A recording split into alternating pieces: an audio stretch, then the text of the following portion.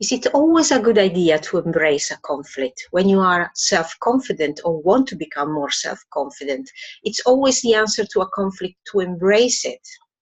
That's what I'm going to talk about today. My name is Lara, and I work as a therapist and coach with women that want to become more self-confident, more empowered, and want to assert themselves more effectively. I believe there are three situations in which actually conflicts are better being avoided. And the reason why I think this is important when you want to develop self-confidence and may have an history of avoiding conflicts, I think it's really empowering to realize that what you have done has a value. It's a skill that other people miss and that can be applied in some situation. So you've done it good, you have self-reflected, you can probably read the room better than other more confident people with regards to this conflict. What are these three kinds of situations where you can avoid conflict? The first one is when what looks like a conflict is not actually a conflict, but there is bullying involved. So it's not that you are in conflict with a person and that you are struggling with the conflict, it's that there's no conflict at all, you are just being bullied. How do you recognize which of the two it is? Well, a conflict is it's a situation where two people have equal power. It's a situation where both parties are prepared to change their behavior to find a solution, and the third characteristic is that both parties feel safe in the context of the conflict. While bullying is a situation where the power is not equal. One party has much more power and is exercising power over the other. There is no preparedness to change their behavior, but the intention to keep holding that same behavior, and not the bullying, but the other party feels normally unsafe. It's been harmed emotionally or physically and hurt. So this is how you can quickly distinguish which of the two it is. And maybe it's strange to look as an adult to the possibility of being bullied. Bullied seems something that happens to kids at school.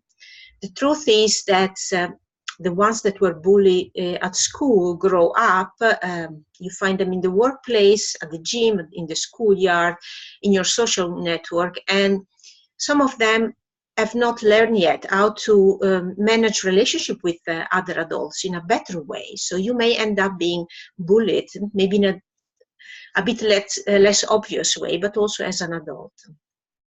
The thing is that if it's not a conflict, it cannot be embraced as such. So one first step that is really important is realizing, becoming aware that this is not a conflict. And this is already freeing up energy in you, because you don't have to make it so difficult for yourself. You don't have to think, I cannot do that. You know, this is my problem. I'm not confident enough to embrace this conflict. This is all not applying in this situation because it's not a conflict. So you can, feel better already by saying there's nothing wrong with what I'm doing. It's just a situation like this. It's not a conflict. The second thing you can do, if that's possible, if you feel supported enough from the surroundings, and if you feel strong enough, and if you have the feeling that that could work with the other party, you could ask for a conflict. You could, for instance, word it like, when you say and be specific what the other said, or do and be specific about what the other one has done. So don't interpret or fill in, just be really specific. And then say, I feel disempowered, undermined, and mention how you feel without judging, without pointing finger, just saying that happened, I feel like this. And then suggest, I propose, I would like to meet you where we have equal power, equal willingness to change and solve this, to have a better relationship, to work better together, whatever. This is an invitation to conflict, actually, to resolve the conflict by making a conflict out of it and asking the other to come where you are, where you have the same power and the same preparedness to change. You have to feel safe. So it's important that if you do that, is because there's something that you can put in place as a resource to feel safe as doing this. Otherwise, just it's really a great step to realize what it is, free up yourself from negative feelings about what's going on. That's already a big step. That was the first situation where conflict avoidance is a good strategy. The second situation is a situation where you have the perception of a conflict. For instance, you are preparing for a big meeting with your boss, your career is moving in a certain direction, that meeting will mean a lot for your career, and you're really looking forward, but also really stressed and worried. The personality of your boss make you think something could go wrong. There are little things in the way he or she is behaving that are making you anxious, and you start to get so freaked out, so anxious, so worried, so stressed out, that you're actually almost expecting the conflict between you and the other person is being born in your head. And you start to behave as if you were in conflict with this other person.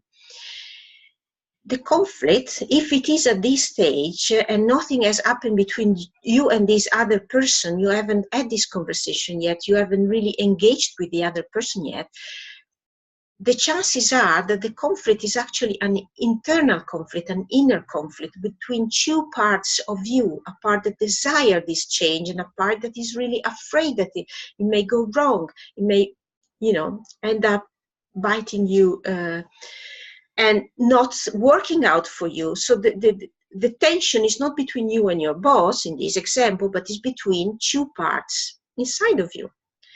So the best way is to realize this and free up also your boss from this not existing conflict, not yet at least, and turning inside your attention and mediate the conflict between these two parts of you, understand how they feel, what they need, and find a sustainable solution for yourself that takes into account what they need and feel and want.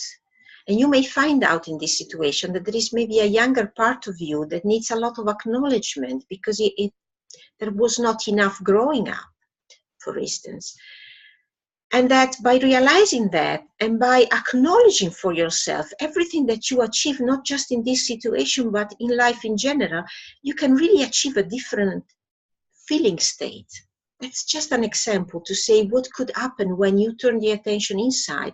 Also the theme, what's actually going on, what is actually the essence of your unease could be different than you think.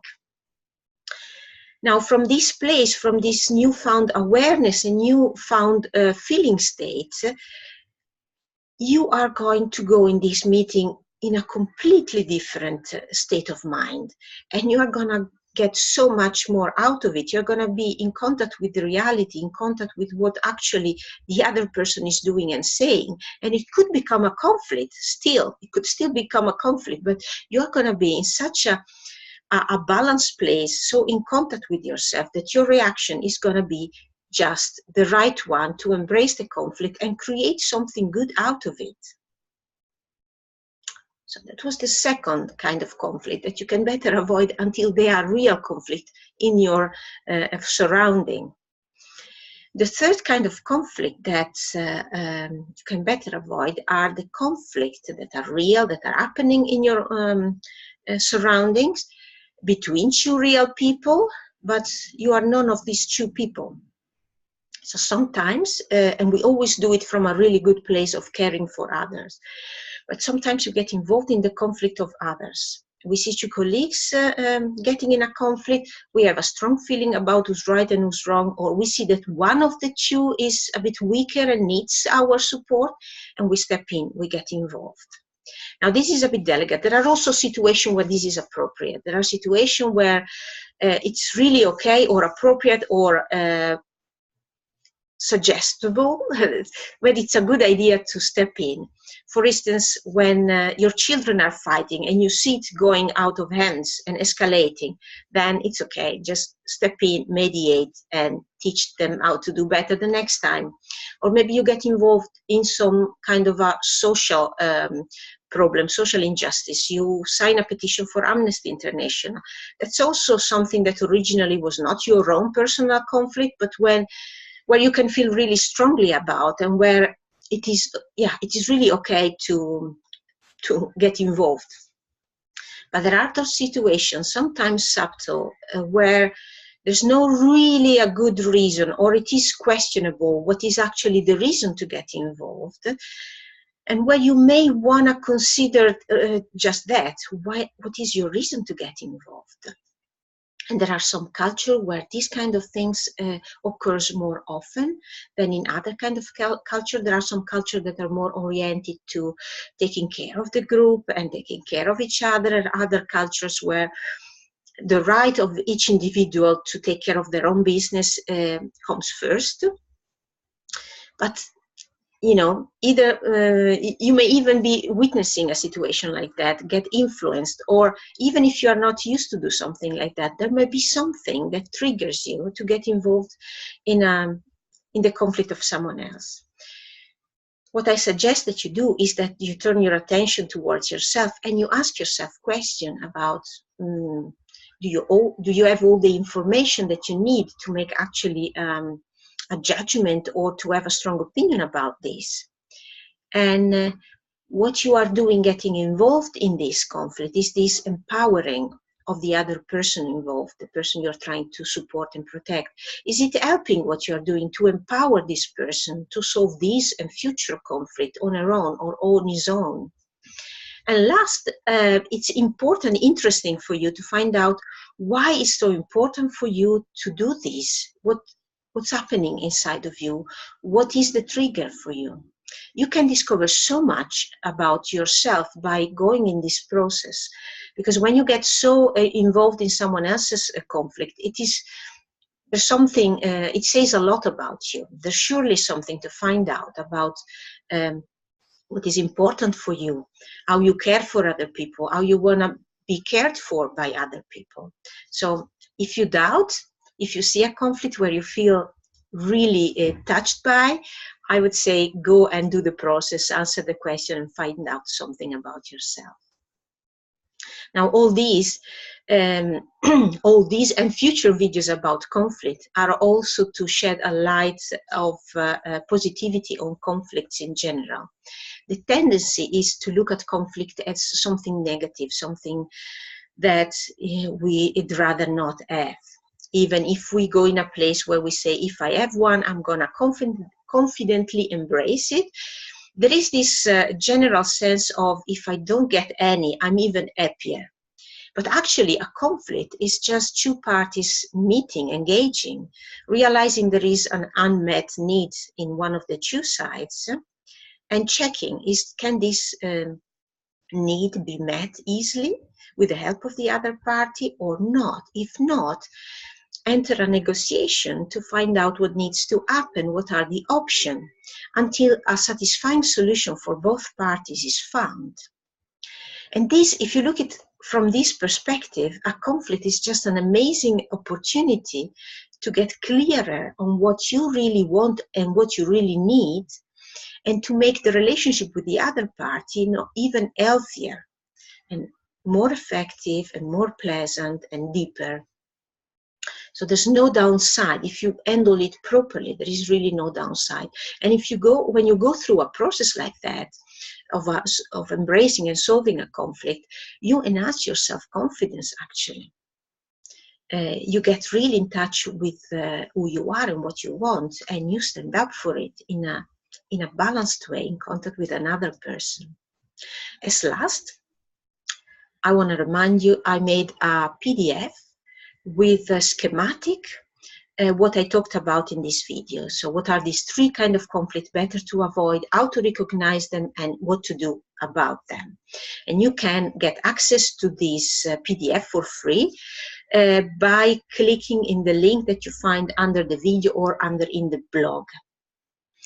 This is all for now, until the next video about conflict and or about self-confidence.